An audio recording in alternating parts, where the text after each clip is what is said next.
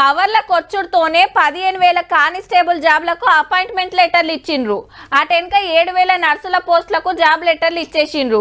సింగరేణిలో 441 మందికి కారుణ్య నియామక పత్రాలు ఇచ్చిండ్రు.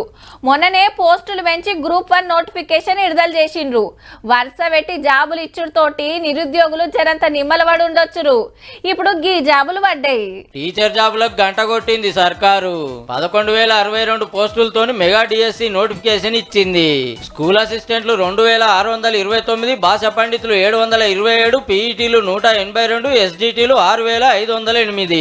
స్పెషల్ కేటగిరీల స్కూల్ అసిస్టెంట్లు 220, ఎస్డిటీలు 769 పోస్టులు ఉన్నాయి. వచ్చే నెల 4వ తారీఖుకెళ్లి ఏప్రిల్ 2 దాకా ఆన్లైన్ లో దరఖాస్తులకు టైం ఇచ్చిండ్రు. 1000 రూపాయలు కట్టి అప్లై చేసుకోవాలి. మునుపు పాత సర్కార్ల డిఎస్సికి దరఖాస్తు పెట్టిన వాళ్ళు మళ్ళా అప్లై చేసుకోవాల్సిన పని లేదట. ఏజ్ లిమిట్ 46 ఏళ్లకు పెంచిండ్రు.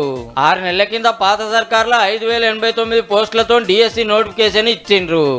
ఇదేం నోటిఫికేషన్, ఉన్న ఖాళీలలో సగం జాబులు వేస్తే ఎట్లా అని నిరుద్యోగులంతా రోడ్ల మీదకి వచ్చి కొట్లాడితే అస్సలు పట్టించుకోలే. ఇంతలోనే ఓట్లొచ్చుడు, కాంగ్రెస్ గెలుచుడు. పోస్టులు పెంచాలని అందరు కొట్లాడిన పాత నోటిఫికేషన్ రద్దు చేసి ఇంకో 4,957 పోస్టులు కలిపి 11,000 పోస్టులతోని కొత్త నోటిఫికేషన్ ఇచ్చిండ్రు. మే లేదంటే జూన్ నెలలో పరీక్షలు పెట్టే ఛాన్స్ ఉందట. సర్కార్ టీచర్లను కావాలి అనుకున్న వాళ్ళంతా మళ్ళా ఓయిలు ముంగటేసుకోరు మరి.